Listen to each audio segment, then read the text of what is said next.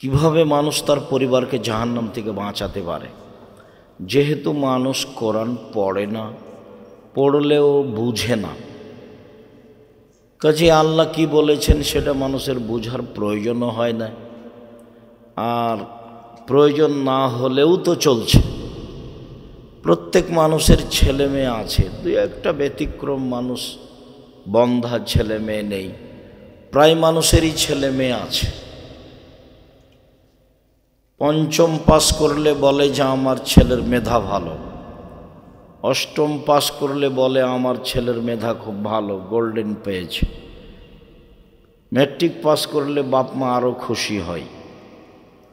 Inter pass করার পরে ছেলে মেয়ে বিশ্ববিদ্যালয়ে ভর্তি হবে, তার জন্য 4টা-5টা করে শিক্ষক রাখে, বাপ মা বেশ খুশি থাকে এবং যেখানেই সুযোগ হয় সেখানেই প্রশংসা করে, আমার মেয়ে গোল্ডেন পেয়েছে, আমার ছেলে গোল্ডেন পেয়েছে। তাহলে তো বোঝা যাচ্ছে যে বাপ মা বুঝে যে ছেলের ভালো ফলাফল, ভালো মন্দ বুঝে। এখানে কথা বলছে কে? তোমরা হয়েছে? যাও বসো, দাঁড়িয়ে থাকিও না এখানে কেউ।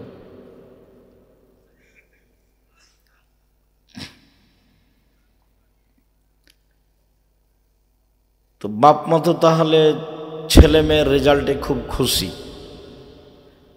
এখন ছেলে মেয়ে যে সকালে গিয়ে ঠাকুরের গান বলছে, ও কালিমা তোমার আকাশ, ও কালিমা তোমার বাতাস, এইটা তো আর বাপ মা বুঝে না।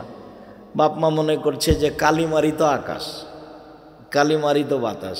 আমরা তো এটা বুঝি না, আমরা বুঝি যে আল্লাহর আকাশ আর আল্লাহর বাতাস, তখন ওটা আমাদের গায়ে আঘাত লাগে। এখানে এই জড় পদার্থ বাপ মা, তার তো কোনো অনুভূতি নেই। বাপ মা মাস্টার ডিগ্রি পাশ হলে কি হবে? বাপ মা কলেজের প্রিন্সিপাল হলে কি হবে? তার অনুভূতিতে কাজ করে না যে এই পৃথিবী কালিমার নয়। তো ওর ছেলে গোল্ডেন পেয়েছে তাতেই তো ও খুশি। তারপর যখন একটা বড় ডাক্তার হবে, প্রতারক হবে, চোর হবে, ওই কোম্পানির ওষুধ লিখবে যে কোম্পানি টাকা দেয়, তখন আরও খুশি হবে। বেতনের টাকা আছে, কোম্পানির টাকা আছে, তখন অচিরেই দেখবে যে ছেলে বড় লোক হয়ে গেছে। তখন ভুল বুঝের ওপরে যেতে যেতে যেতে যেতে কবর। মানে কোরআন মাজিদ তো আর পড়া লাগলো না, কোরআন মাজিদ না পড়েও তো ভালো ছেলে মানুষ করলো, ছেলেকে একটা চোর বানালো, ছেলেকে একটা প্রতারক বানালো, ছেলেকে একটা বদ শয়তান বানালো, তো ওতেও তো খুশি। তো কোরআন মাজিদ না পড়েই তো তার চলছে, এবং ও মনে করছে যে ভালোই চলছে, তো সমস্যা কি? এখন আল্লাহ বলছেন যে তোমরা তোমাদের পরিবারকে জাহান্নাম থেকে বাঁচাও। এর কিভাবে হতে পারে? তো কিভাবে হতে পারে? তো দেখি একটু, লোকমান হাকিম বলছেন পরিবারকে বাঁচাচ্ছে। বুনাইয়া লা তুশরিক বিল্লাহ, আব্বু আল্লাহর সাথে শিরক করো না। দেখেন পরিবারকে জাহান্নাম থেকে বাঁচানোর পথ। আব্বু আল্লাহর সাথে শিরক করো না। ইন্না শিরকা লাযুলমুন আযীম, নিশ্চয় শিরক মহাপাপ। পাপের জগতে সবচেয়ে বড় পাপ হলো শিরক। আবু হুরায়রা রাদিয়াল্লাহু তাআলা আনহু বলেন, রাসূল সাল্লাল্লাহু আলাইহি সাল্লাম বলেছেন, আকবারুল কাবায়রা সালাসা, সবচেয়ে বড় পাপ 3টি। 1 নম্বর আল ইশরাকু বিল্লাহ, আল্লাহর সাথে শিরক করা। 2 নম্বর উকুকুল ওয়ালিদাইন, পিতা মাতার অবাধ্য চলা। 3 নম্বর শাহাদাতু জুরি, মিথ্যা সাক্ষী দেওয়া। অত্র হাদিসে বড় পাপের 3টা সিরিয়াল এসেছে। তার 1 নম্বরে এসেছে শিরক করা, 2 নম্বরে এসেছে বাপ মাকে না মানা, 3 নম্বরে এসেছে মিথ্যা সাক্ষী। রাজশাহী জেলে শত হাজারো মানুষ আছে, 20, 25, 30 বছর থেকে ও নিজেই জানে না আমি কেন জেলে, জজও জানে না ঘটনা কি, উকিলও জানে না ঘটনা কি, সাক্ষীও জানে না ঘটনা কি। সাক্ষীকে 50,000 টাকা দিয়েছে, তখন সাক্ষী জজের সামনে গিয়ে বলছে আমি 2 চোখে মারতে দেখেছি। যার ব্যাপারে বলছে সেদিন তো ওখানে ছিল না, যার কারণে যে জেলে আসে সেও বুঝলো না, সে খালি ভাবছে যে আমি কেন জেলে। আর দিনরাত বলছে শত্রুতা করে আমাকে জেলে দিল, শত্রুতা করে আমাকে জেলে দিল, আমি ওখানে ছিলাম না। ঘটনাই তো তাই, ওও বুঝলো না যে আমি কেন জেলে, সাক্ষীও বুঝলো না আমি কেন সাক্ষী দিচ্ছি, উকিলও বুঝলো না যে আমি কিসের ওকালতি করছি, জজ তো জানেই না। তাহলে জানে কে? যে সাজিয়েছে সে। তো পরিবারকে বাঁচাবেন কিভাবে? আব্দুল্লাহ ইবনে মাসউদ রাদিয়াল্লাহু তাআলা আনহু বলেন, রাসূল সাল্লাল্লাহু আলাইহি সাল্লামকে জিজ্ঞাসা করা হয়েছিল আইয়ু যামবে আকবার, সবচেয়ে বড় পাপ কোনটি, এটা জিজ্ঞাসা। তখন আল্লাহ রাসূল বলছেন আনতাদুল্লাহ নিদ্দানহ খালাকাক, তুমি আল্লাহর সাথে শিরক করবে অথচ আল্লাহ তোমাকে সৃষ্টি করেছেন, এইটা হলো সবচেয়ে বড় পাপ। 2 আন্তাক্তলাওয়াল্লাদাকা খাসিয়াতায়াতমামাক, সুখী সংসারের আশায়, শান্তিপূর্ণ সংসারের আশায় খাদ্যর ভয়ে ছেলেকে হত্যা করা 2য় মহাপাপ। ভূতে ধরেছে সব বাপ মাকে, তাই সবাই মনে করছে যে একটা ছেলে একটা মেয়ে ভালো সংসার, ওও বদ ওর মাও বদ, ওই ছেলে দুটো বদ, বদের গোড়া সব। ধর্ম থেকে তারা বহু দূরে, পশু প্রাণী। আল্লাহ বলছেন বুঝেও বোঝে না ওরা, অন্তর আছে বুঝে না, দেখেও দেখে না ওরা, চক্ষু আছে দেখে না, শোনেও শোনে না ওরা, কান আছে শোনে না। উলাইকা কালা আনাম, তারা পশু প্রাণীর মতো, তারা গরু ছাগলের মতো, তারা কুকুর শ্রেণীর মতো, বালহুমাজাল, বরং তার চেয়ে খারাপ। আমি তো বলছি ও নিম্ন শ্রেণীর মানুষ, বদ, আর আল্লাহ বলছেন যে ও কুকুর শ্রেণীর চেয়ে খারাপ।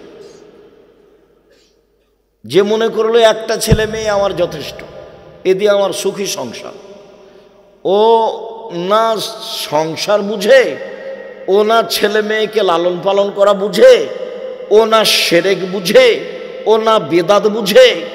ও ইনকাম করে, বউ রান্না করে খায়, দিন কাটে, চাকরি করে, বউও হতো একটা চাকরি করে, বউও হতো বা হাই স্কুলের বা প্রাইমারির শিক্ষিকা, 20-25-30 হাজার টাকা বেতন পায়, 2 জনই টাকা ইনকাম করে, মনে করছে ভালোই আছি।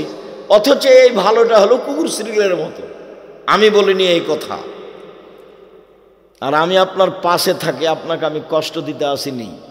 আমি 90 সাল থেকে মাঠে আছি। আপনার জীবন যদি আমি কুকুর শ্রীলের মতো প্রমাণ করতে না পারি, আমি বক্তব্য দেব না। আর আপনাকে হিসাব করে আমাকে একদিন 1 মিনিট কথা বলতে হবে, এই জিম্মেদারি আমি নিইনি। আপনার জীবন পশু প্রাণীর মতো, এটা আপনাকে মেনে নিতে হবে। কি করতে হবে? মেনে নিয়ে পরিবর্তন হন। আপনি কয়দিন কথা বলেছেন? কিসের সাংবাদিক আপনি? আপনাকে তো ভিক্ষা করে খাওয়া দরকার। মানুষের বদনাম শুধু পেপার পত্রিকায় লিখেন, রোজ লিখবেন টাকা খরচ করে যে ঠাকুরের কবিতা শিরক, ঠাকুর দুনিয়ার বদ, ঠাকুর মুসলমানের শত্রু, ঠাকুর বাঙালিদের শত্রু, ঠাকুর জাতির শত্রু, ঠাকুর ঢাকা বিশ্ববিদ্যালয়ের শত্রু, ঠাকুর বাংলা ভাষার শত্রু, ঠাকুর লাথির যোগ্য, এ কথা বলবেন, রোজ পেপারে লিখবেন। আর বলবেন যে বেগম রোকেয়া সবচেয়ে খারাপ মহিলা, বলেন বেগম রোকেয়া সবচেয়ে খারাপ মহিলা, তাহলে বুঝবো যে আপনার কিছু বিদ্যা বুদ্ধি আছে। একটা সিগারেট দেয়, তার জন্য বলেন অমুকের চরিত্র ফুলের মতো পবিত্র। তোমাদের এই ছেলেবেলার আমি চরিত্র খুব ভালো বুঝি না, খুব ভালো বুঝি আমি তোমাদেরকে দেখলে আমাকে ঘৃণা লাগে। যখন রাস্তায় ছুটো মোটর সাইকেল নিয়ে আর এই সেই নিয়ে, তখন তুমি মনে করো না যে আমি খুব ফুর্তিতে আছি, তোমাকে দেখলে আমাকে থুথু ফেলার ইচ্ছা হয়। তার মানে তুমি নিম্ন শ্রেণীর জাতির, তুমি সবচেয়ে খারাপ জাতির জন্য তুমি বোঝা। তুমি জাতির কি করতে পারো? তুমি জাতির কি করতে পারো? তোমার বড় ডাক্তার জাতির কি করতে পারে? ব্যতিক্রম আছে এই কথা আমি বলি না যে নেই। প্রায় ডাক্তারই যদি ওই কোম্পানির ওষুধ রেখে যেই কোম্পানি তাকে টাকা দেয়, তো ডাক্তার না ও পশু।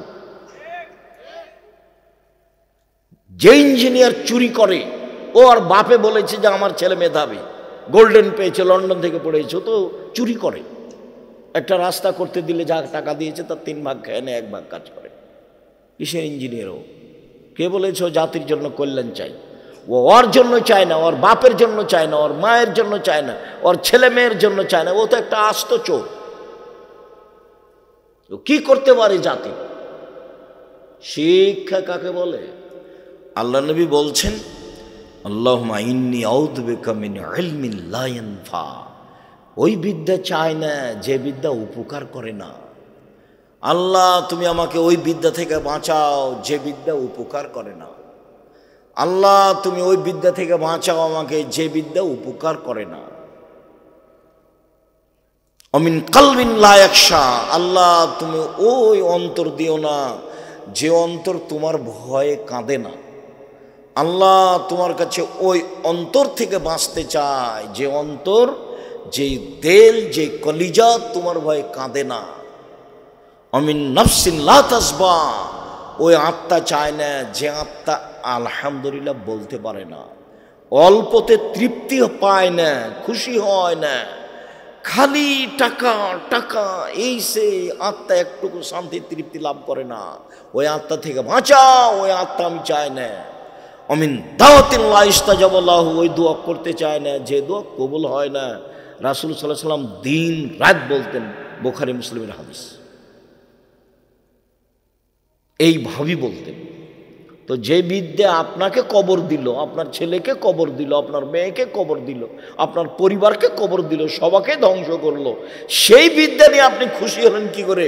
ছেলে আমার গোল্ডেন পেয়েছে, ছেলে আমার লন্ডনে থাকে, সিটিজেন, নাগরিক হয়েছে। তো এটা আপনার কি কি উপকারে আসলো? আপনি কি দিয়ে বুঝলেন এটা ভালো? আপনার অনুভূতি নাই, যার কারণে আল্লাহ বলছেন বুঝেও বুঝে না ওরা, অন্তর আছে বুঝে না, বুঝা দরকার ছিল। দেখেও দেখে না ওরা, চক্ষু আছে দেখে না, শোনেও শোনে না ওরা, কান আছে শোনে না, শোনা দরকার ছিল। উলায়েকা কালা আনাম। তারা পশু প্রাণীর মতো, তারা গরু ছাগলের মতো, তারা কুকুর ছাগলের মতো, বালহু মাজাল, বরং তার চেয়ে খারাপ। এ কথা আমি বলিনি, এ কথা আল্লাহ তাআলা বলেছেন। আমার কিছু করার নেই এখানে। লোকমান হাকিম বলেন, আব্বু শিরক করো না, শিরক মহাপাপ। রাসূল সাল্লাল্লাহু আলাইহি সাল্লাম বলছেন যে লা তুশরিক বিল্লাহ ওয়া ইন কুতিলতা হুররিকতা। জালেম জুলুম করে হত্যা করলে নিহত হয়ে যাও, শিরক করো না। জালেম জুলুম করে জ্বালিয়ে দিলে আগুনে জ্বলে যাও, শিরক করো না। জ্বলে পুড়ে মরে যাও, শিরক করো না। নিহত হয়ে যাও, মারা যাও, মরে যাও, তবু শিরক করো না। শিরক মহাপাপ।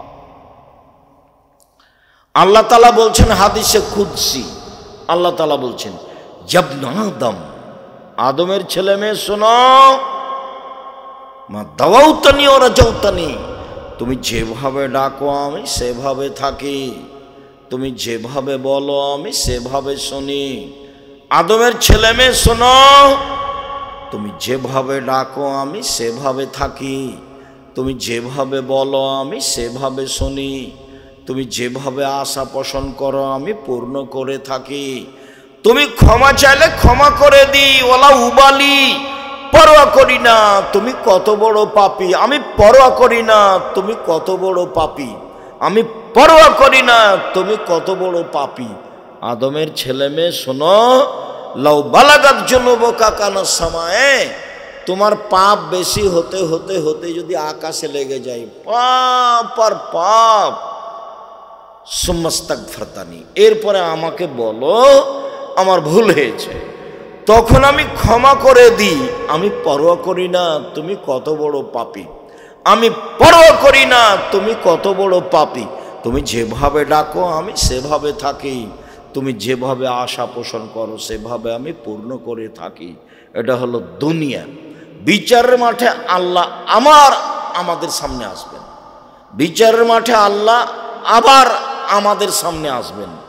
আমাদের সামনে এসে কিয়ামতের মাঠে আল্লাহ বলবেন, ইবনে আদম, আদমের ছেলে মেয়ে শোনো, আতাইতা বিকুরাবিল যে খাতায়া, আজকে এসেছো আকাশ জমিন পরিমাণ পাপ নিয়ে, বিচারের মাঠে এসেছো পাপ আর পাপ, তোমাদের পাপ আকাশ জমিন পূর্ণ হয়ে আছে। আমিও এসেছি ও আতাইতো বিকুরাবিল মাগফিরা, যেই পরিমাণ তুমি পাপ নিয়ে এসেছো সেই পরিমাণ আমি ক্ষমা নিয়ে এসেছি। তোমার যেই পরিমাণ পাপ আমার সেই পরিমাণ ক্ষমা, তোমার যেই পরিমাণ পাপ আমার সেই পরিমাণ ক্ষমা। তোমার পাপ যত আমার ক্ষমা তত, তোমার পাপ যত আমার ক্ষমা তত, যদি শিরক না থাকে। এটা হলো মূল কথা। শিরক থাকলে তো আমাকে অপমান করেছো। তুমি বিড়ালদহের মাজারে টাকা দাও বেটা, ফাইজলামি করো। যে মরে আছে কবরে, ওরই কি হচ্ছে তার কোনো ঠিক ঠিকানা নাই, ওখানে টাকা দাও কেন? তোমার অনুভূতি হয় না? তুমি খাও না, তুমি হাগো না, পায়খানা করো না, তুমি হিসাব পাও না? তুমি মাছ দিয়ে ভাত খেলে কাঁটা ফেলে খাও, কাঁটা সহ খাও না, তার মানে বুদ্ধি আছে। ওই কবরে যে আছে সে তোমার কি করতে পারে, ওরই কি অবস্থা সেই কে জানে। আর তুমি সেখানে টাকা দাও মানে ফকির পাও না? ফকিরকে টাকা দাও, ওই যে দিন রাত হাত পেতে চাচ্ছে। শুনুন, দাপট দেখিয়ে টিকা যাবে না। 45 মিনিট সময়, ক্ষমতা দেখিয়ে টিকা যায় না। জুলুমের ফল খুব খারাপ। আল্লাহ রাসূল বলছেন, হত্যাকো জুলম ফাইন্না জুলমা জুলুমাতুন, অত্যাচার থেকে বেঁচে থাকো, অত্যাচার অন্ধকার। মানুষের উপরে জুলুম হয় জমি দখল করলে, পিটালে, জেলে দিলে, হাজতে দিলে, আর আল্লাহর উপরে জুলুম করা হয় শিরক করলে। মানুষই জুলুম সহ্য করে না, তা আল্লাহ কি দিয়ে সহ্য করবে? জুলুম করে, ক্ষমতা দেখিয়ে, দাপট দেখিয়ে, হইচই করে, জমি দখল করে, মারামারি করে, মানুষকে অপমান করে, লুটতরাজ করে, রাহাজানি করে বেঁচে থাকার চেষ্টা করিয়েন না, ভুল সিদ্ধান্ত। মাটির মানুষ দুদিন বাঁচতে এসে নরম হয়ে বাঁচেন। 5 ওয়াক্ত সালাত, হালাল রুজি, কোরআন তেলাওয়াত, আড্ডা পিটা হারাম, জান্নাত হবে ইনশাআল্লাহ। আড্ডা পিটা কি? এই যে মোবাইলে ল্যাংটা মেয়ে দেখা ঘন্টার ঘন্টা, এটা একটা আড্ডা পিটা। আর একটা আড্ডা পেটা কি? ওই যে দোকানে বসে আছেন, ল্যাংটা মেয়ে নাচছে, মাথায় টুপি আছে, এর গল্প ওর গল্প, চেয়ারম্যান মেম্বার কি করলো, চুরি করলো, কাকে মারলো, এগুলো বলছে। সুদ মহাপাপ, এ কথা ঠিক। সুদের যে ভাষা আল্লাহ নবী উল্লেখ করেছেন, পৃথিবীতে কোনো পাপের ভাষা এরকম নয়। সুদের ভাষা শুনলেই কেমন কেমন লাগে। আল্লাহ রাসূল বলছেন যে কেউ যদি 1 টাকা সুদ খায়, 36 বার জেনা করে যত পাপ হবে, 1 টাকা সুদ খেলে তার চেয়ে বেশি পাপ। আল্লাহ রাসূল বলছেন সুদের পাপের 17টি ভাগ রয়েছে, ছোট থেকে বড়, বড় থেকে ছোট। সবচেয়ে ছোট পাপ হলো মার সাথে জেনা করলে যেমন পাপ হয়, সুদ। শিরক মহাপাপ, ভাষা এমন নয়। বাপ মায়ের অবাধ্য চলা মহাপাপ, ভাষা এমন নয়। মিথ্যা সাক্ষী মহাপাপ, ভাষা এমন নয়।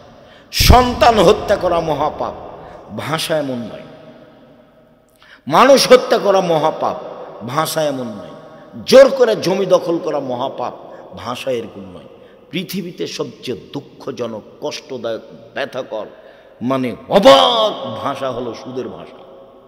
কে যদি জেনে শুনে 1 টাকা সুদ খায়, 36 বার জেনা করে যত পাপ হবে, 1 টাকা সুদ খেলে তার চেয়ে বেশি পাপ হবে। বাংলাদেশের মাটিতে এমন কোনো ব্যাংকিং ব্যবস্থা নাই যেটা সুদমুক্ত, এমন কোনো ইন্স্যুরেন্স নেই যেটা সুদমুক্ত। উপার্জনের পথ 4টা। 1, দিন মজুরি, সন্ধ্যায় টাকা শেষ, জীবন শেষ, বাস। 2, চাকরি, 25 দিনে টাকা শেষ হবে, 5 দিন ধার কর্জ করে চলবে, জীবনও শেষ, সবই শেষ। 3, জমি চাষ, হয় সমান সমান, না হয় লস। হয় সমান সমান, না হয় লস। 4, ব্যবসা, সেটা চকলেটের হোক না হয় বাদামের। বাদাম বিক্রি বুঝেন আপনারা? তোমরা বাদাম বিক্রি বুঝো? সেটা বাদাম বিক্রি ব্যবসা হোক আর না হলে ইনপোর্টে ব্যবসা হোক কোটি কোটি টাকার, সেটা যে ব্যবসায় হোক না কেন, আল্লাহ নবী বললেন সত্যবাদী বিশ্বস্ত ব্যবসায়ীরা নবীদের সাথে জান্নাতে থাকবেন। সত্যবাদী বিশ্বস্ত ব্যবসায়ীরা নবীদের সাথে জান্নাতে থাকবেন। আমি যখন বলেছি যে তোমরা বাপ বেটা ভিক্ষা করে খাও, শ্বশুরের কাছে টাকা নিও না। কেন? শ্বশুরের কাছে টাকা নিয়ে ওই টাকা দিয়ে চাউল কিনে ভাত খেয়ে ইবাদত কবুল হবে না। শ্বশুরের কাছে টাকা নিয়ে ওই টাকা দিয়ে চাউল কিনে ভাত খেয়ে ইবাদত কবুল হবে না। ভিক্ষা করা টাকা দিয়ে চাউল কিনে ভাত খেয়ে ইবাদত কবুল হবে। ভিক্ষা উপার্জনের সবচেয়ে জায়েজ অপছন্দ পথ। 1 নম্বর পথ ব্যবসা, 2 নম্বর পথ জমি চাষ চাকরি, 3 নম্বর পথ জমি চাষ, 4 নম্বর পথ দিন মজুরি কিষান কামলা, এ হলো উপার্জনের পথ। 5 নম্বর পথ ভালো নয়, সেটা হলো ভিক্ষা করা। ভিক্ষা করা টাকা দিয়ে চাউল কিনে ভাত খেয়ে ইবাদত কবুল হবে, কিন্তু শ্বশুরের কাছে টাকা নিয়ে ওই টাকা দিয়ে চাউল কিনে ভাত খেয়ে ইবাদত কবুল হবে না। ওটা হারাম টাকা, ওটা সন্ধ্যা হতে হতে ফেরত দিতে হবে। ফাজলামি করো বাপ বেটা, শ্বশুরের মোটর সাইকেল নেন, তোমার বাপও চড়ে তুমিও চড়ো। তো তোমার বাপ তোমাকে, তোমার শ্বশুর তোমাকে খুশি হয়ে দিয়েছে, ফালতু কথা বলো। তোমার শ্বশুর মোটর সাইকেলটা ভিক্ষুককে দিকতে দেখি, সব ফাজলামি করো। তোমরা বাপ বেটার মুখখান কালো হয়ে আছে দেখো। তোমার বাপকে যদি আমি পশু প্রাণীর চেয়ে খারাপ প্রমাণ করতে না পারি, আমি বক্তব্য দেব না, এখনই সালাম দিয়ে উঠে যাব। তোমার বাপের কাছে আমি জিম্মি নই। 90 সাল থেকে আমি মাঠে আছি, এই দেশের কোনো মানুষের কাছে আমি জিম্মি নই, 1 মিনিটের জন্য নই, 1 মিনিটের জন্য নই। আজও যে তোমার কাছে এসেছি অগ্রিম পাথর নিয়ে আসিনি, এমনি এসেছি। 30 বছরে কোনোদিন মানুষের কাছে পথ খরচ চাইনি, 35 বছরে। আমি জিম্মি নই তোমার কাছে। তোমাকে প্রমাণ করতে এসেছি যে তোমার জীবন পশু প্রাণীর মতো, এই জন্য এসেছি। তোমার বাপ মাকে যদি আমি অশিক্ষিত প্রমাণ করতে না পারি, আমি জাতির সামনে বক্তব্য দেব না। লোকমান হাকিম বলছেন, আব্বু আকিমিস সালাহ, সালাত আদায় করো। নামাজ ছেলে মেয়েকে পড়তে বললে পরিবারকে জাহান্নাম থেকে বাঁচানো যাবে। শিরক থেকে ছেলে মেয়েকে রক্ষা করলে জাহান্নাম থেকে বাঁচানো যাবে। ছেলে ঘুম থেকে উঠে স্কুলে গিয়ে বলে ও কালিমা তোমার আকাশ, তাহলে আপনার ছেলে মেয়েকে আপনি জাহান্নাম থেকে বাঁচালেন কি করে? এই সুবাদে আরো বলছি, আমি এই দেশের মাটিতে উন্নত মানের প্রতিষ্ঠান গড়বই ইনশাআল্লাহ, যেখানে ছেলে মেয়ে বাংলা ইংরেজি আরবি উন্নত মানের শিক্ষা অর্জন করে জাতির অন্যায়ের বিরুদ্ধে লড়বে, মুখে কলমে মিডিয়ায় লড়বে ইনশাআল্লাহ। আপনার বাড়ির পাশে আছে, কেন জান না তা তো আমি বলতে পারবো না, ডাঙ্গিপাড়া 50 বিঘা জমির উপরে, 50 বিঘা জমির উপরে জামিয়া সালাফিয়ায় 5000-এর বেশি ছেলে মেয়ে পড়াশোনা করে। 300 জন শিক্ষক শিক্ষিকা আছে দেশ বিদেশের। 40 লক্ষ টাকা মাসে বেতন লাগে, 40 লক্ষ। দেখতে গেছেন কোনোদিন? দেখতে যান না কেন? নিজের ছেলে মেয়েকে বাঁচানোর চেষ্টা করেন। আপনি খুশি হয়েছেন, গোল্ডেন পেয়েছে ছেলে, আমিও খুশি, কিন্তু ছেলে যে চোর সেটার জবাব কি? বড় ডাক্তার সেদিন আসলে, কি গ্রামের নাম, ধাদাস, সেদিন আসলো ধাদাস, সেদিন তো আপনার ছেলে গাড়ি থেকে নামলো, আপনিও খুশি। পিজি হাসপাতালের চাকরি করে, 3 লাখ টাকা বেতন মাসে, গাড়ি থেকে নামলো, এসে গ্রামের মা চাচিও খুব খুশি। তো নামলো যখন, তখন দেখা গেল গলায় টাই আছে, প্যান্টটা টাকানোর নিচে আছে, দাড়ি চাঁচা আছে, হাতে সিগারেট আছে। একটু পরে বৌমা গাড়ি থেকে নামলো, গায়ে হালকা হালকা কাপড় আছে। একটু পরে নাতনি গাড়ি থেকে নামলো, গায়ে তেমন কাপড় নেই। দেখা গেল গাড়ির পিছন দিকে কুকুর আছে। তো আপনি এটা দেখ কি বুঝলেন? আপনার ছেলে মেধাবী, আমি এটা বুঝলাম। গোল্ডেন পেয়েছে, এটাও বুঝলাম। লন্ডন থেকে পড়ে এসেছে, এটাও বুঝলাম। পিজি হাসপাতালে ডাক্তারি করে, এটাও বুঝলাম। তারপরে আপনি বলেন, ও তো কোম্পানির ওষুধ লিখে, যে কোম্পানি তাকে টাকা দিয়েছে। কি করতে পারি আমি?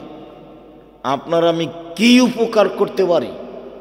আপনার অবস্থা দেখলে চাঁপাইনবাবগঞ্জের একটা এলাকার ভাষা মনে পড়ে, সেটা হলো আমও গেল, ছালাও গেল, কাঁদতে কাঁদতে দুই চোখও গেল। মানে সবই গেছে। আপনিও খুশি, আপনার স্ত্রীও খুশি, দুইজনেই খুশি। ছেলে চাকরি করে, 3 লাখ টাকা বেতন, মাও খুশি, বাপও খুশি। কেমন জীবন এটা? জীবনটা কেমন? লোকমান হাকিম বলছেন, আব্বু পরিবার জাহান্নাম থেকে বাঁচাতে হবে। শিরক করো না আব্বু, শিরক মহাপাপ, জাতির উপকার। 2 সালাত আদায় করো। 3 ভালো কাজের আদেশ করো, মন্দ কাজের নিষেধ করো। এতে সমস্যা আসবে, ধৈর্য ধারণ করো। পৃথিবীতে সবচেয়ে বড় কাজ ধৈর্য ধারণ করা। মানুষের জীবনে যত কাজ আছে তার সবচেয়ে গুরুত্বপূর্ণ কাজ হলো ধৈর্য। আল্লাহ বলছেন ওরা জান্নাতে যাবে কারা? 1 আল্লাযীনা ইনফিকুনা ফিস সাররায়ে ওয়াদ দাররায়ে, সচ্ছল অসচ্ছল দান করলো যারা। সচ্ছল 50,000, অসচ্ছল একটা কয়েন। কয়েন বুঝেন আপনারা? একটা টাকা, ভ্যানওয়ালা 2টা টাকা। সচ্ছল অসচ্ছল দান করলো। 2 অল কাযিমিনাল গায়জ, রাগ দমন করলো। রাগ দিয়ে কাজ নেয় না, রাগ করে বউকে মারে না। আপনার ভ্যানটা আর একজনের ভ্যানের সাথে ঠেঙে গেছে, এমন বলা বললো, একবারে রাজশাহীর এলাকার ভাষায়, চাঁপাইনবাবগঞ্জের এলাকার ভাষায় লুটে খেয়ে নিল। একটু পরে এরই ভ্যানটা আর একজনের সাথে লেগে গেছে, তো ওইও দিল। একই কথা, সব গরু ছাগল। আর যদি খুব দামি গাড়ি হয়, দামি গাড়ির সাথে যদি তোমার ভ্যানটা লেগে যায়, তো গাড়ি চালক থামিয়ে এবার বলছে, বেটা তুই আমাকে চিনিস? তোকে তো আমি চিনি, তুই সুইপারের মালিক। যারা পায়খানা পরিষ্কার করে, ওই ছেলেটা আবার আমেরিকায় থাকে, ওর বাপের এটা সবচেয়ে মেধাবী ছেলে। তো লন্ডনে গেছে, ভালো মেধা, সেই জন্য। তখন ওরা তো আব্দুল্লাহর বক্তব্য শোনেন, সব দাসেরা, এরা গোলাম। যারা মেধাবী আর ও দেশে যে কি করছে, গোলামি করছে, দাস। তো একে তো আর বড় চাকরি দিবে না, একে দিয়েছে ওই ম্যাথরদের দায়িত্বশীল করে দিয়েছে, বেতন দিয়েছে 5 লাখ।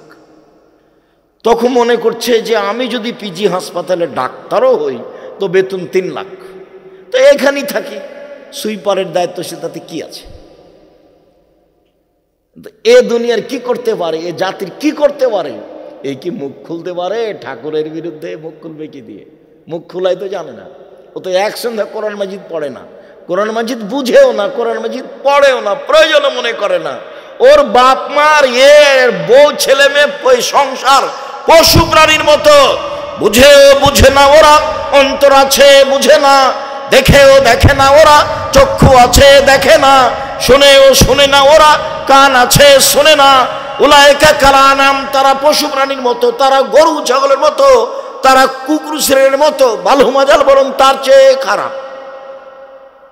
এমনি বৃথা জীবন, 16 আনায় মিছে।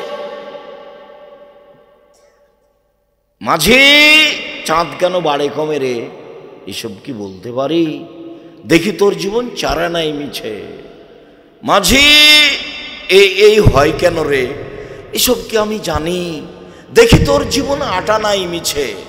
মাঝি এইসব হয় কেন রে, আমি কি ওসব জানি? দেখি তোর জীবন 12 আনায় মিছে। বাতাস উঠেছে, নৌকা হিলে উঠেছে। বাবু সাঁতার জানো বাবু? না রে মাঝি, না, আমি তো সাঁতার জানি না। হ্যাঁ, এখন দেখি বাবু তোমার জীবন 16 আনায় মিছে।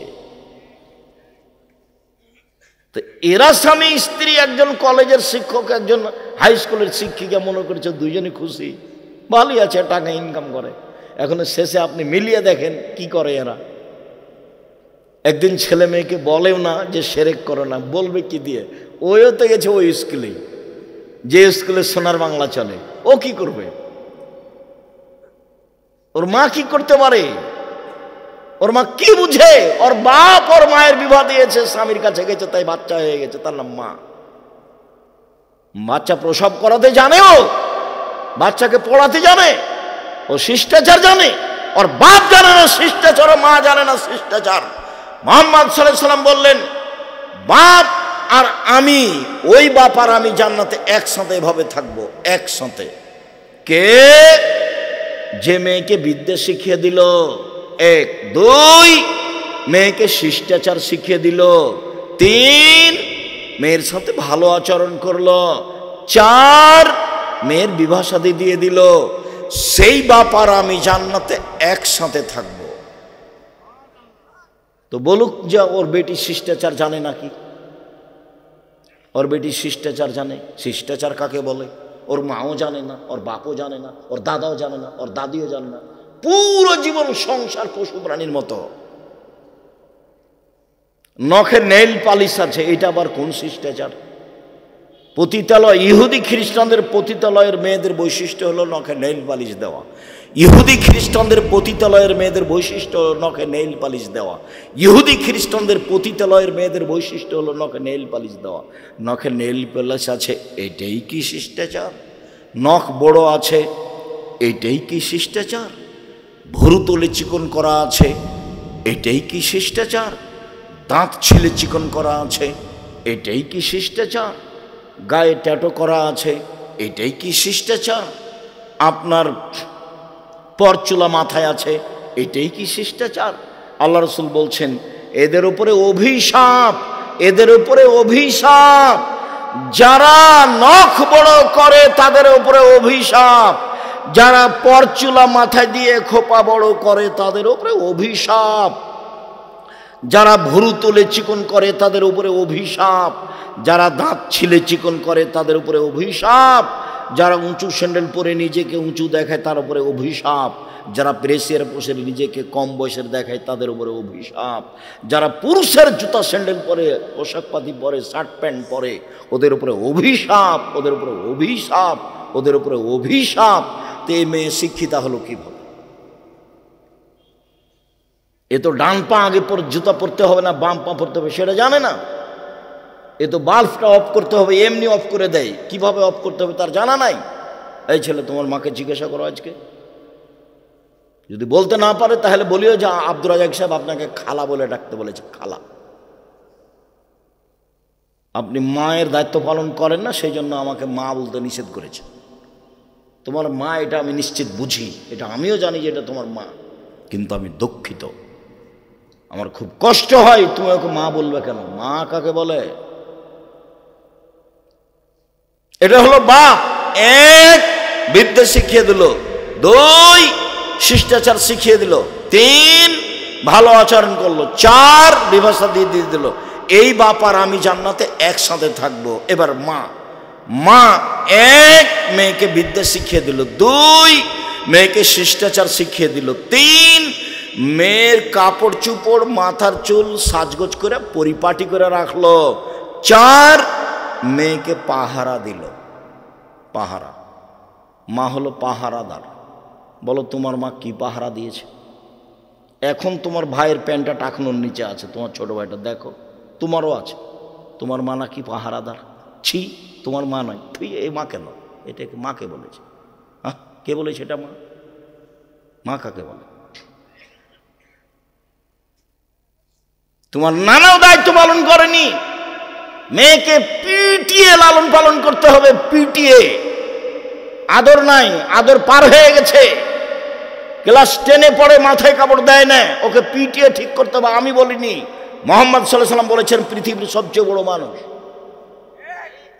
আর আবু বকর সিদ্দিক মেয়েকে পিটিয়ে জাতিকে দেখিয়ে গেছে। সামান্য ভুলের কারণে মেয়েকে একবারে পিটিয়ে একাকার করে দিয়েছেন, জাতির সামনে দিয়ে গেছেন। হাদিস বুখারী মুসলিম, কিয়ামত পর্যন্ত দেখবে মানুষ।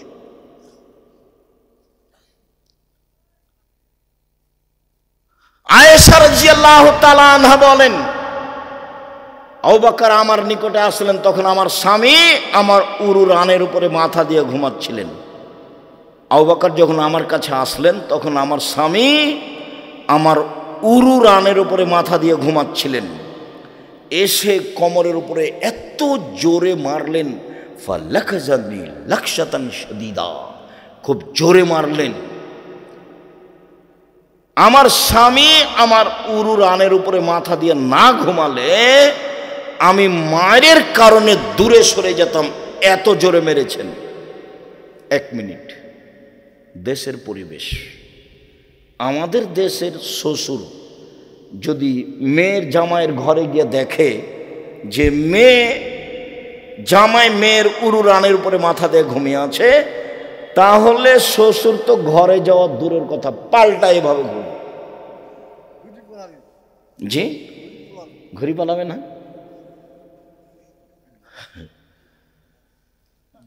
মেরে দিল গিয়ে। এই অবস্থায় পৃথিবীর সবচেয়ে বড় মানুষে মারলেন, ইনি হলেন আবু বকর সিদ্দিক রাদিয়াল্লাহু তাআলা। আদম থেকে নিয়ে কিয়ামত পর্যন্ত নবী রাসূল ব্যতীত সবচেয়ে দামি মানুষ। আদম থেকে নিয়ে কিয়ামত পর্যন্ত নবী রাসূল ব্যতীত সবচেয়ে দামি মানুষ। আর যাকে মারলেন ইনি হলেন আয়েশা রাদিয়াল্লাহু তাআলা। মা হাওয়া থেকে নিয়ে কিয়ামত পর্যন্ত যত মহিলা এসেছে, যত মহিলা আছে, যত মহিলা আসবে, সবার চেয়ে দামি। পৃথিবীর ইতিহাসে সবচেয়ে দামি মহিলা আয়েশা। আর যার সামনে মারলেন ইনি হলেন মুহাম্মদ সাল্লাল্লাহু আলাইহি সাল্লাম। আমি কি বলতে পারি, আদম থেকে নিয়ে কিয়ামত পর্যন্ত নবী রাসূল নির্বিশেষে সবার চেয়ে দামি ইনি হলেন মুহাম্মদ সাল্লাল্লাহু আলাইহি সাল্লাম। সবচেয়ে বড় মানুষে মারলেন, সবচেয়ে বড় মহিলাকে মারলেন, সবচেয়ে বড় মানুষের সামনে মারলেন, জামাইয়ের সামনে মারলেন, বিবাহদারী মেয়েকে মারলেন, পূর্ণ যুবতী মেয়েকে মারলেন, হাত দিয়ে মারলেন, খোলা মাঠে মারলেন, 1400 মানুষের সামনে মারলেন। পৃথিবীর ইতিহাসে দেখে গেলেন জাতিকে, মানুষ দেখুক ইতিহাস, বুখারী মুসলিমের হাদিস। সবচেয়ে বড় মানুষে মারলেন, আবু বকর সিদ্দিক রাদিয়াল্লাহু তাআলা মারলেন, সবচেয়ে বড় মহিলাকে মারলেন, আয়েশা রাদিয়াল্লাহু তাআলা আনহাকে মারলেন, সবচেয়ে বড় মানুষের সামনে মারলেন, মুহাম্মদ সাল্লাল্লাহু আলাইহি সাল্লামের সামনে মারলেন, জামাইয়ের সামনে মারলেন। মুহাম্মদ সাল্লাল্লাহু আলাইহি সাল্লাম হচ্ছেন জামাই। বিবাহদারী মেয়েকে মারলেন, পূর্ণ যুবতী মেয়েকে মারলেন, হাত দিয়ে মারলেন, খোলা মাঠে মারলেন, দিন দুপুরে মারলেন, প্রায় 1400 মানুষের সামনে মারলেন।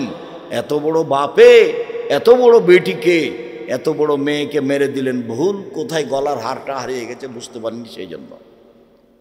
আপনার মেয়ে এখন নখ বড় বড় আছে, এসে বসে আছে, আর একটু আগে এসে চলে গেছে, হ্যাঁ করে এসেছে চলে গেছে, আবার হ্যাঁ করে গল্প।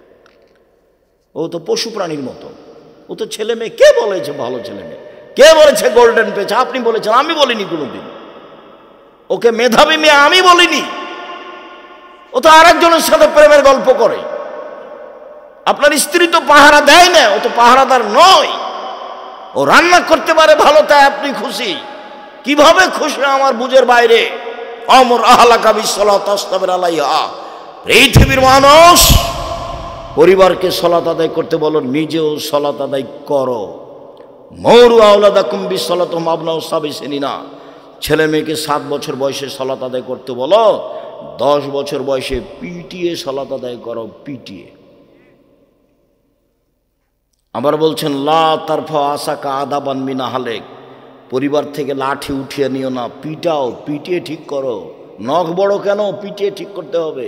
নখে নেইল পালিশ কেন? পিটিয়ে ঠিক করতে হবে প্রয়োজনে। কপালে টিপ কেন? পিটিয়ে ঠিক করতে হবে। আরে মেয়ে মাস্টার ডিগ্রি পাস করেছে, তো এখন পায়খানায় করতে শিখিনি, হাঁটতে শিখিনি।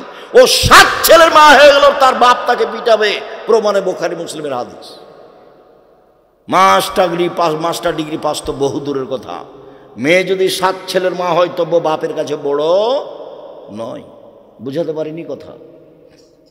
মেয়ে যদি 7 ছেলের মা হয়, তবু বাপের কাছে বড় নয়, বাপ তাকে পিটাবে। এই যে দেখেন, বিবাহদারী মেয়েকে পিটিয়ে দিলেন জামাইয়ের সামনে, এবং শক্তভাবে পিটালেন, শক্তভাবে। আল্লাহ রসুল বলছেন যে লাঠি উঠিয়ে নাও, আবার বলছেন লাঠি ঝুলিয়ে রাখো। বউ ছেলে মেয়ে দেখলে বাবা একটু উল্টা চললে এটা হবে।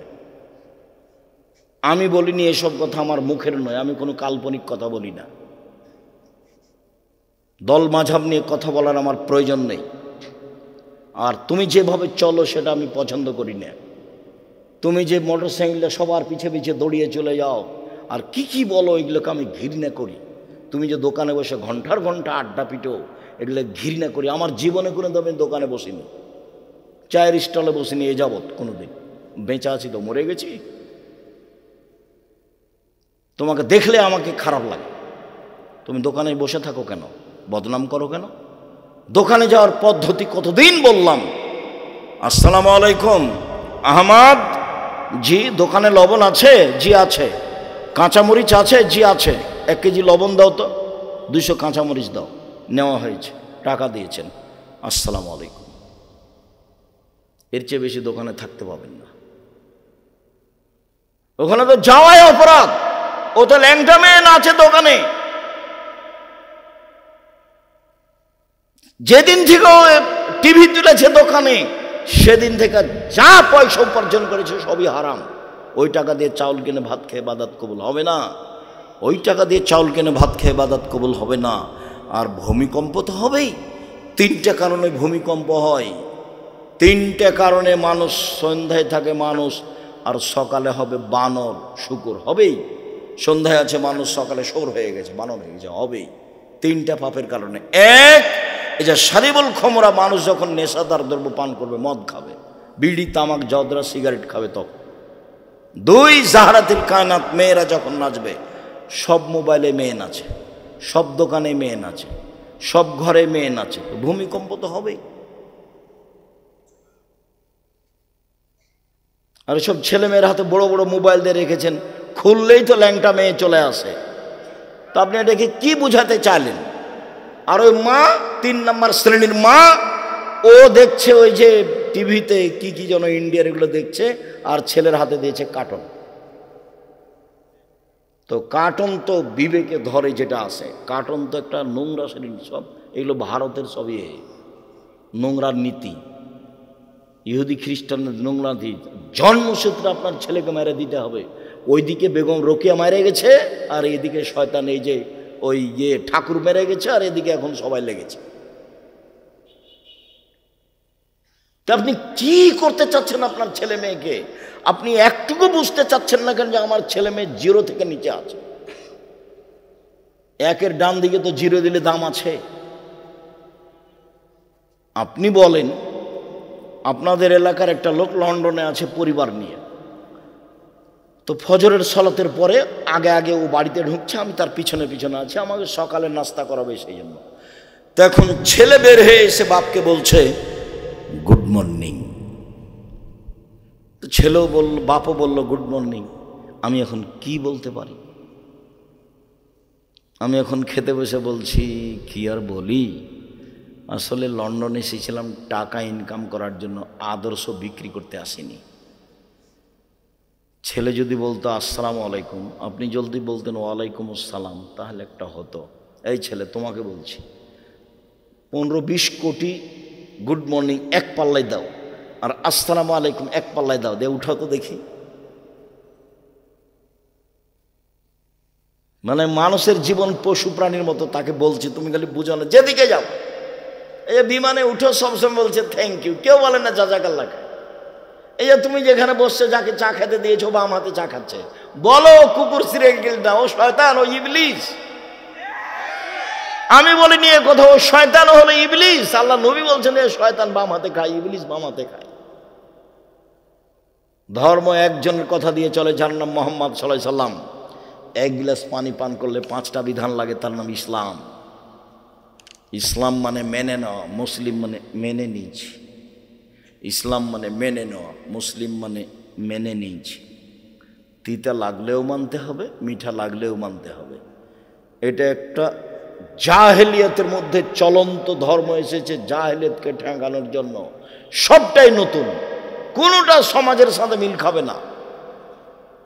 সমাজ একরকম, এটা এরকম। সমাজ ছিল গুড মর্নিং, ও এসে ওকে ধাক্কা দিয়ে বলেছে আসসালামু আলাইকুম। সমাজ ছিল থ্যাংক ইউ, বলছে না জাযাকাল্লাহ খায়ের।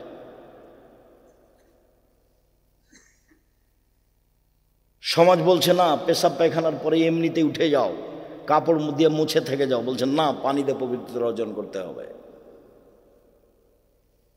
সব জায়গাতেই শরীয়ত নতুনভাবে আছে। যেখানে যাবেন এমনি বাড়িতে ঢোকা যায় না। বাড়িতে এমনি ঢুকে গেলেন, তখন জীবিকা হলো কুকুর সিরিয়ালের মতো, আসসালামু আলাইকুম। এবার বলছেন যে আল্লাহ বলছে আমি দেখবো এবার তোমাকে কি করা লাগে সেটা আমি দেখবো, জিম্মেদার আল্লাহ।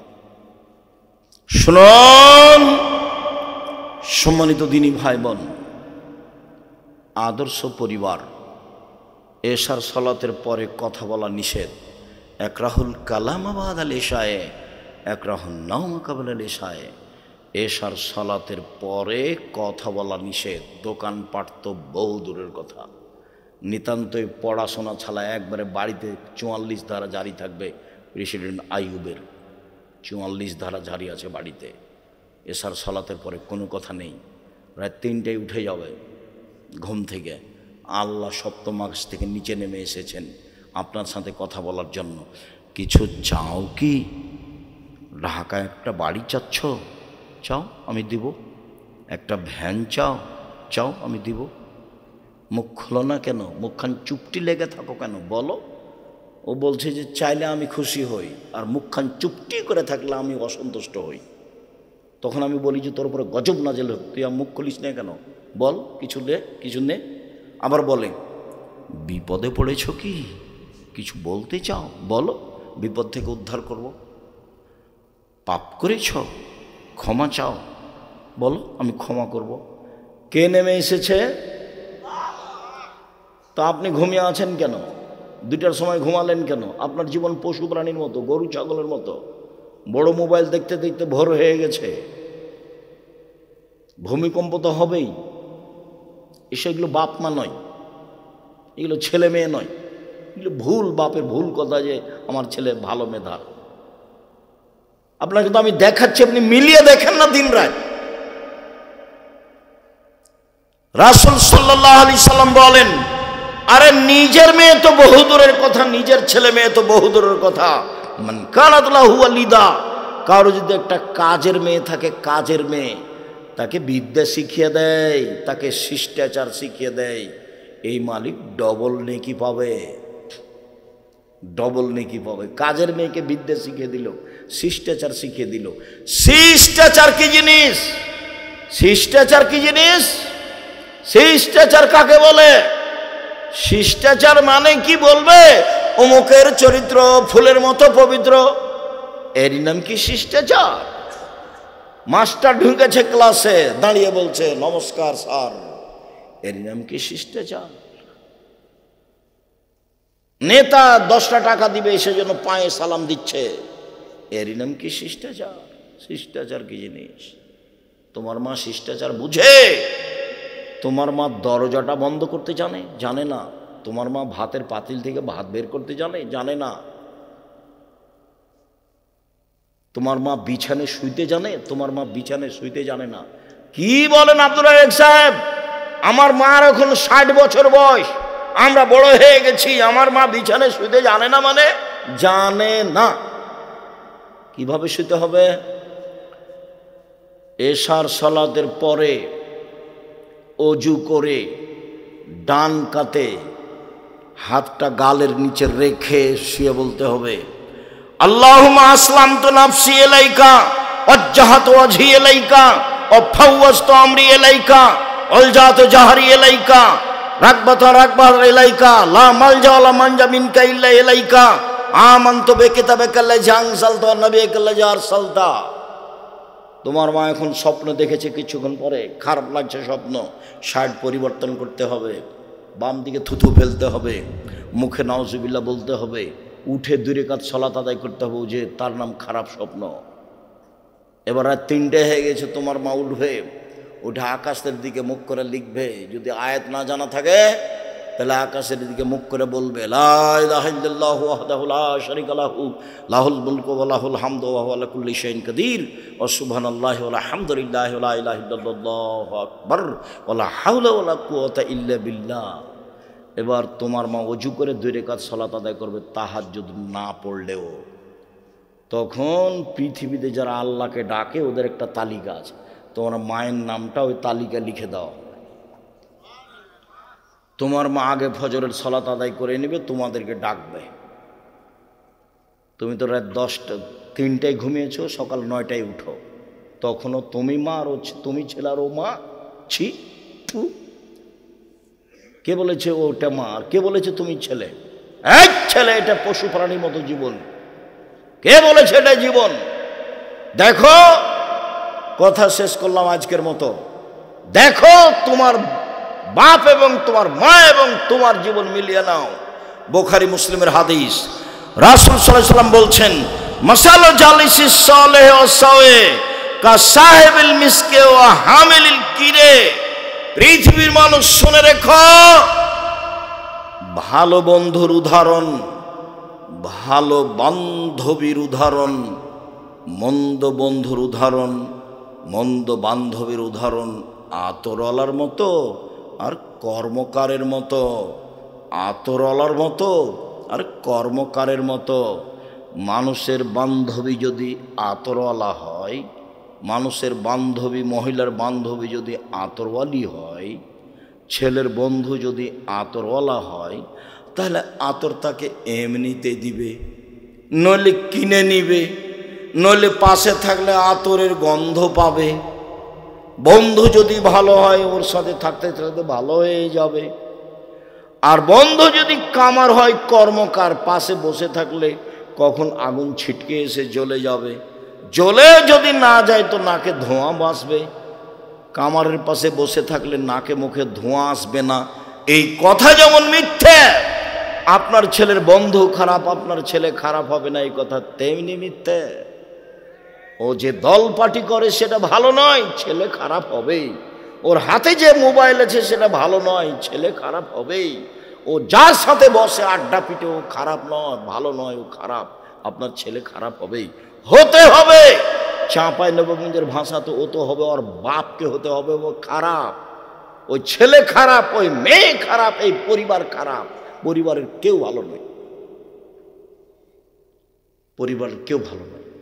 এই পরিবার পশু প্রাণীর মতো, গরু ছাগলের মতো, কুকুর ছাগলের মতো। দুঃখিত, আপনাকে আমি কষ্ট দিতে আসিনি। আপনি আমার দিনী ভাই, আপনি আমার দিনী বোন। জীবনে 4টা কাজ করবেন। 1, 5 ওয়াক্ত সালাত, এর সাথে কোনো আপোষ নেই। 2, হালাল রুজি অল্প হলেও। 3, কোরআন তেলাওয়াত, অন্তত সূরা ইখলাস। 4, আড্ডা পিটা হারাম চিরদিনের জন্য। আড্ডা পিটা 2 ধরনের, একটা মোবাইল নিয়ে ঘন্টার ঘন্টা কাটা, আর একটা হলো দোকানে বসে কোনো জায়গাতে বসে গল্প করে আড্ডা পিটা। 2 জন যেখানে বসে আছে সেখানে বসবেন না। 2 জন যেখানে বসে আছে সেখানে বসবেন না। আমার মা যখন আমাকে বাড়ি থেকে বিদায় করতো তখন বলতো, 1, প্রাইভেট পড়ায়ও না। 2, কারোর সাথে বন্ধু তালিক করো না।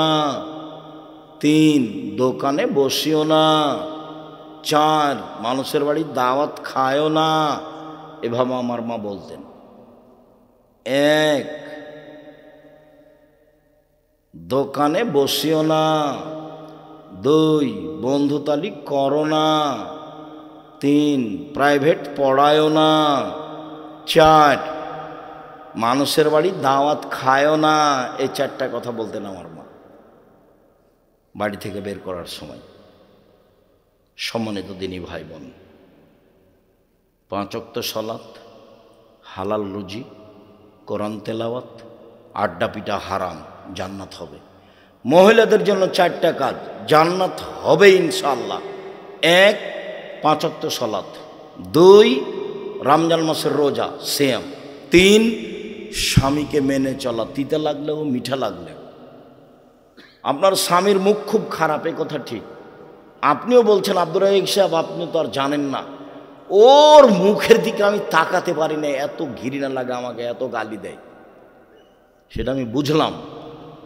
আপনি তো কোনো সময় পানি নিয়ে যে মুখখান দেখতে পারেন, এইভাবে রেখে চলে যান, খারাপ লাগে। ভাত দিতে বলেন মেয়েকে, পানি দিতে বলেন বৌমাকে, আমি সেটা বুঝি।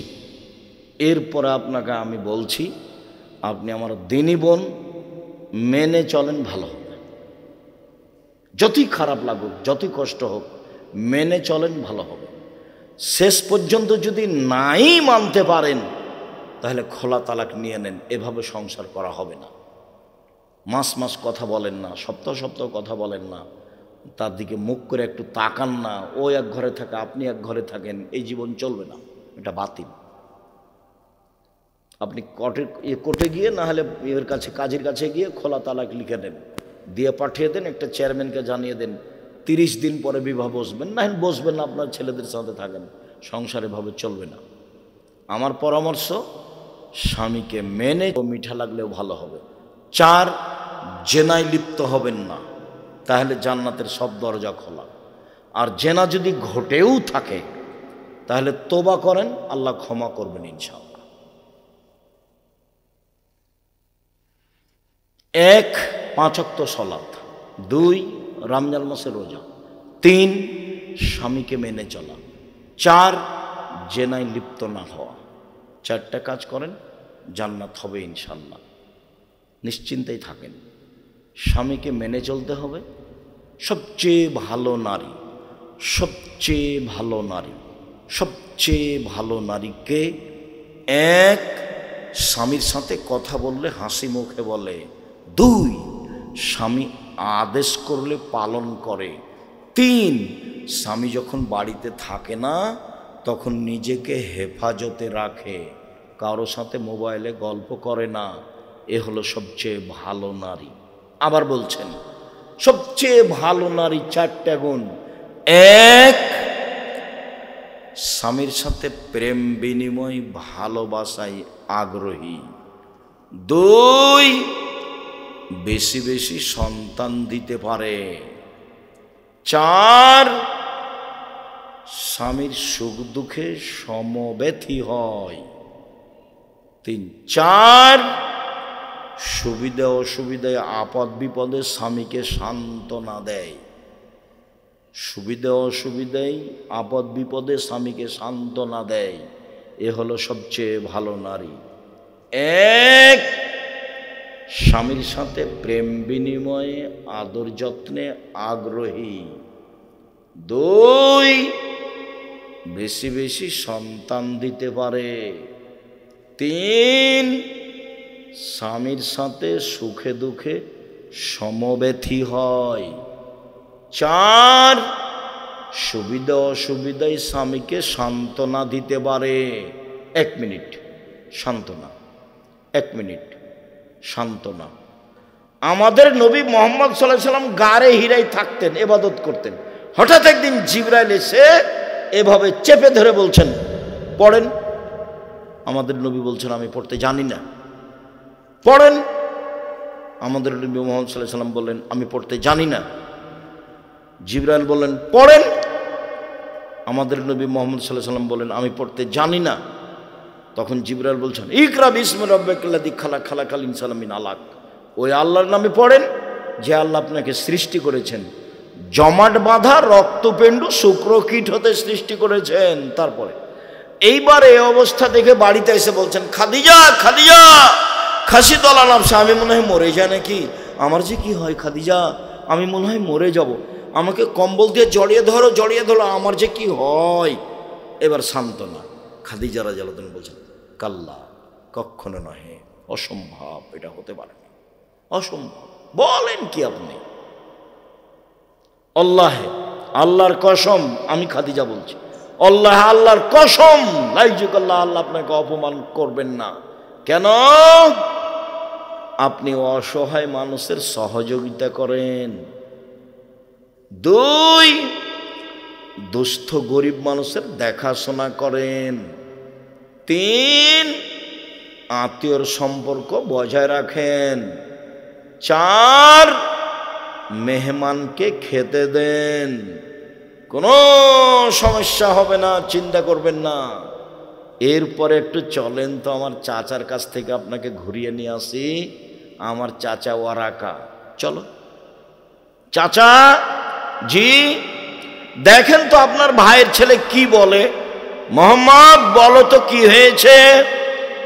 আমি না গাড়ে হিরাই বসেছিলাম, হঠাৎ কে যেন আসলো, আমাকে চেপে ধরে বলছে পড়েন।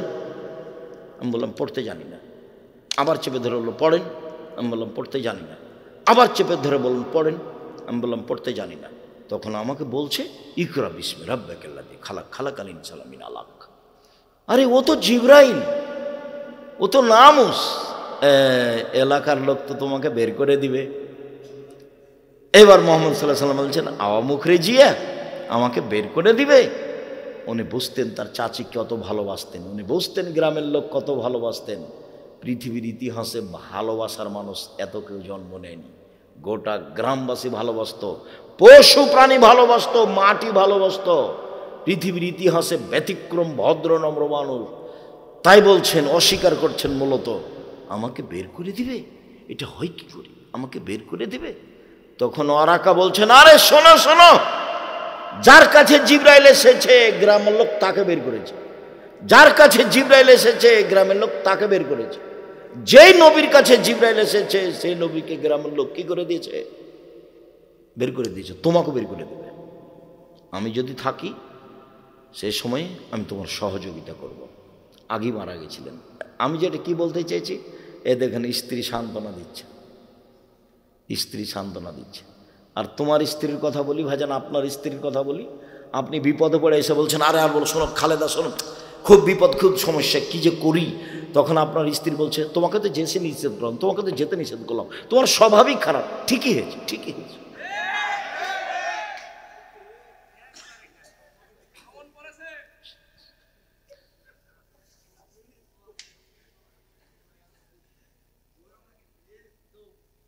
আল্লাহ তুমি সহজ করো। নিজের জীবনটা ভালো করার চেষ্টা করে যতক্ষণ পর্যন্ত দেহে শ্বাস আছে। কেউ আপনার সুবিধায় আসবে না। বিচারের মাঠ বড় কঠিন, কবর যত কঠিন কিয়ামত তার চেয়ে অনেক বেশি কঠিন।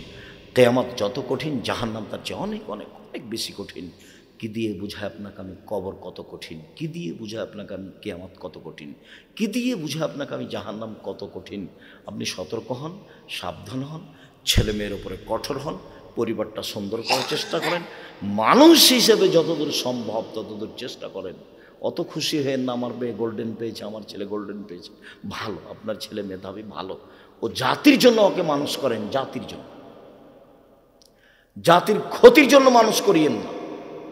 আব্বু ভালো কাজের আদেশ করো, মন্দ কাজের নিষেধ করো। এই কাজের সমস্যা নেমে আসবে, আব্বু ধৈর্য ধারণ করো। কে বলছেন এগুলো বলেন তো? লোকমান হাকিম বলছে। এক, আব্বু শিরক করো না। দুই, আব্বু সালাত আদায় করো। তিন, আব্বু ভালো কাজের আদেশ করো, মন্দ কাজের নিষেধ করো। এই সময়ে ধৈর্য ধারণ করো। চার, জমিনে চলার সময় অহংকার করে চলো না। পাঁচ, মানুষকে এড়িয়ে চলো না। ছয়, কণ্ঠ নিচু করো। জোরে কণ্ঠ হচ্ছে গাধার কণ্ঠ। মানুষের সাথে ঠান্ডা করে কথা বলিও। মানুষ কি বলছে তার খারাপ উত্তর দিও না, সব সময় ভালো উত্তর দিও। কি দিয়ে আপনাকে আমি বুঝাই? আদর্শ পরিবার বইটা আপনার জন্য লিখেছিলাম, আদর্শ নারী বইটা আপনার জন্য লিখেছিলাম। আপনার স্ত্রী কি যে পড়লো আর কি যে বুঝলো। বেগম রোকেয়ার বইটা পড়ে জীবনটা কাটালো, আর ঠাকুরের বই পড়ে জীবনটা কাটালো। আমার বুঝে আসলো না জীবনে কি করলেন। এত নামাজের বই থাকার পরে আমার নামাজের বইয়ের প্রয়োজন ছিল না। আমি হাতে কলমে নামাজ শেখানোর চেষ্টা করেছি মানুষের। আপনারা আব্দুল্লাহর বই পড়েন, আমিও আব্দুল্লাহর বই পড়ি, আব্দুল্লাহর বক্তব্য শুনি। আব্দুল্লাহর বক্তব্য সামাজিকভাবে ব্যতিক্রম, সেটা আমাকেও ভালো লাগে। তার বই পড়েন, মিন্নাতুল বাড়ি পড়েন। কি বইটার নাম যেন এখন বের হয়েছে, আল্লাহর পথে যাত্রা, ভালো। এগুলো বই পড়েন। তবে নিজের পরিবারকে সুন্দর করার চেষ্টা করেন। আপনার জন্য আদর্শ পরিবার বই লেখা হয়েছে, আপনার জন্য আদর্শ নারী লেখা হয়েছে, নামাজ শিক্ষাটা আপনার জন্য লেখা হয়েছে, আর সব বক্তব্যগুলো উপদেশ বইয়ে পাবেন। আপনার বাড়িতে এই বইগুলো নেই, আমার জন্য দুঃখজনক এটা ব্যাপার। কেন নেই? আপনার আমি কি ক্ষতি করেছি? 1 সেকেন্ডের জন্য একটা বাক্য অপ্রয়োজনীয় বলিনি জীবনে কোনোদিন কেচ্ছা কাহিনী বলিনি। আপনার সংকীর্ণতা কেন সংকীর্ণতা থাকবে? কোনোদিন দল পার্টির কথা বলিনি, কোনোদিন কোনো মাঝহাবকে নিন্দা করতে যায়নি। কবরের কাছে মাথা নত করবেন কেন? কবরে যে আছে তাকে পিটিয়ে একাকার করে দিল মনে হয়, সেটারই হিসেব নেই। কবরের কাছে যান মানে কেন কবরের কাছে যাবেন? ওখানে বলতে পারেন না? ও তো নেমে এসেছে 7ম আকাশ থেকে 1ম আকাশে প্রত্যেক রাতে, তাকে কিছু বলেন। পশু প্রাণীর মতো ঘুমিয়ে থাকবেন কেন? আপনি আমার দিনী ভাই, আপনি আমার দিনী বোন। যে কথাগুলি বললাম পারিবারিকভাবে এটা মূল্যায়ন করার চেষ্টা করেন। 5 ওয়াক্ত সালাত অবশ্যই, হালাল রুজি অবশ্যই, কোরআন তেলাওয়াত অবশ্যই। আড্ডা পিটা চিরদিনের জন্য হারাম, আড্ডা পিটা চিরদিনের জন্য হারাম। যাওয়ার পরে সবাই বই পুস্তকগুলো নিয়ে যাবেন। আমি আজকের মতো এখানে কথা শেষ করলাম। সুবহানাকা আল্লাহুম্মা ওয়া বিহামদিকা আশহাদু আল্লা ইলাহা ইল্লা আনতা আস্তাগফিরুকা ওয়া আতুবু ইলাইক। বইগুলো যে আমার হাতের বামে আছে, আদর্শ নারী, আদর্শ পরিবার, বা নামাজ শিক্ষা বা উপদেশ। ধাদাস গ্রামে একটি মাজার আছে, আপনি ভাঙতে না পারলে ঈসা আলাইহিস সালাম যেদিন আসবে সেদিন কোনো মাজার পৃথিবীতে থাকবে না। সেদিন তার অপমান কেউ ঠেকাতে পারবে না। আর আল্লাহর নবী এসবগুলো ভেঙে দিতে বলেছেন, হাদিস বুখারী মুসলিম। শায়েখ মাযহাব মানলে কি গুনাহ হবে? মাযহাব মানবে কেন? রাসূলকে মানো, তাহলে তো তোমার পথ সহজ। প্রিয় শায়েখ, আমরা জানি তারাবি 8 রাকাত, কিন্তু হযরত তোমার না, হযরত তোমার 8 রাকাত আদেশ করেছেন। 20 রাকাতের হাদিস জাল। এনজিওতে চাকরি করা সরাসরি কি সুদের? অবশ্যই সুদের সহযোগিতা।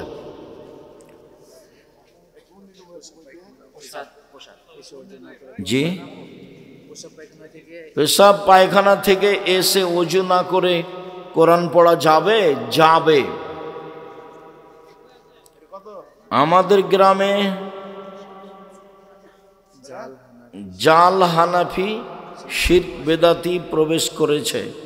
চেষ্টা করো তাদেরকে হেদায়েত করার, শিরক বেদাত থেকে মুক্ত করার চেষ্টা করো। বলতে থাকো মানুষকে, আগে প্রেম করতাম। ইসলামে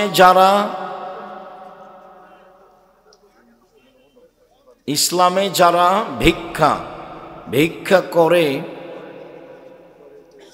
তরে ইসলামে জায়েজ আছে কি?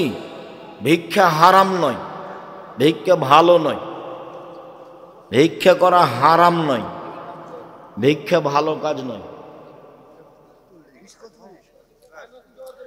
গ্রামে 2টি মসজিদ এবং 2টি সমাজ।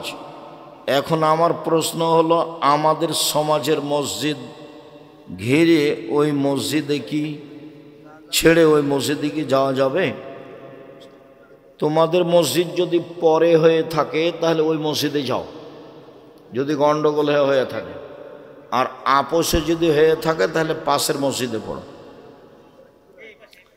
গোসলের আগে যদি হাত, মুখমণ্ডল, মাথা মাসে করলে কি ওযু সম্পূর্ণ হবে? হ্যাঁ করো, গোসলের আগে তো এটাই করবা, পরে পা ধুবা, ফরজ গোসল।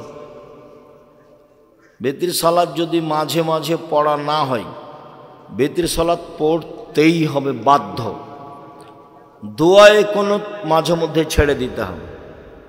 দোয়ায়ে কুনুত কোনো দিন, 2-1 দিন বছরে, বেতির পড়তেই হবে। স্ত্রী স্বামীর চাহিদা পূরণে ব্যর্থ হলে স্বামী কি দ্বিতীয় বিয়ে করতে পারে? ব্যর্থের সাথে কোনো কথা নেই, বিবাহ দ্বিতীয় করতে পারে এমনিতেই। বাংলাদেশের মাটিতে বিবাহ করলে ঝামেলা বাঁধে। এইসব বোঝা মাথায় করার দরকার নাই। তায়াম্মুম করার সঠিক নিয়ম শিখিয়ে দিবেন। বিসমিল্লাহ বলে হাতটা মাটির উপরে মারবে বা মাটি হাতে নেবে, বিসমিল্লাহ বলে দিয়ে ডান হাতটা বাম হাতের কবজির উপরে দিয়ে, বাম হাতের কবজি দিয়ে মুখের উপরে, অথবা দিয়ে এভাবে ফোঁক দিয়ে এই মুখের উপর দিয়ে ঘুরিয়ে ডান হাতটা বামের উপরে।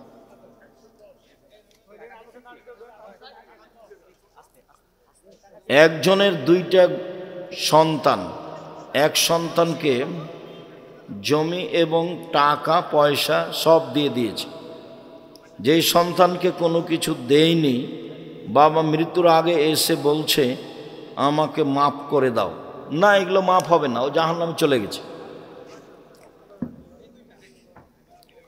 ওই হক নষ্ট আবার ফের মাফ কিসের? ওর ছেলে ওই যদি ওর ভাইকে মাফ করে দেয় তাহলে, বাবা মায়ের মহারণা টাকা যদি সন্তান মিটিয়ে দেয় তাহলে কি হবে? হবে। তোমার মায়ের মোহর যেটা দিতে বাকি আছে, তোমার মাকে তোমার আব্বার পক্ষ থেকে টাকা দিয়ে দাও। ফরজ সালাতের শেষ বৈঠকে সকলে দোয়া পড়া যাবে কি? সকল দোয়া পড়া যাবে কি? হ্যাঁ যাবে। শেষ বৈঠকে যা দোয়া মুখস্থ আছে কোরআন হাদিসের সবই পড়েন, পারেননি। মাহফিলে দোকান দেওয়া জায়েজ কি? এগুলো থেকে বেঁচে থাকতে হবে, এটা মেলা হয়ে গেছে, ব্যবসা খুব অপছন্দ। আমি জামিয়া সালাফের সম্মেলন নিয়ে খুব ভাবছি কি করা যায়, এগুলো খুব খারাপ অবস্থা। মসজিদের ভিতর মিথ্যা বলে ফেলেছি, এখন করণীয় কি? মসজিদের ভিতরেও মিথ্যা মহাপাপ, বাহিরেও মিথ্যা মহাপাপ। এক মসজিদে মূল জামাত হয়ে গেলে দ্বিতীয় জামাত কি করা যাবে? হাজারো বার যাবে, সারাদিন চলুক জামাত।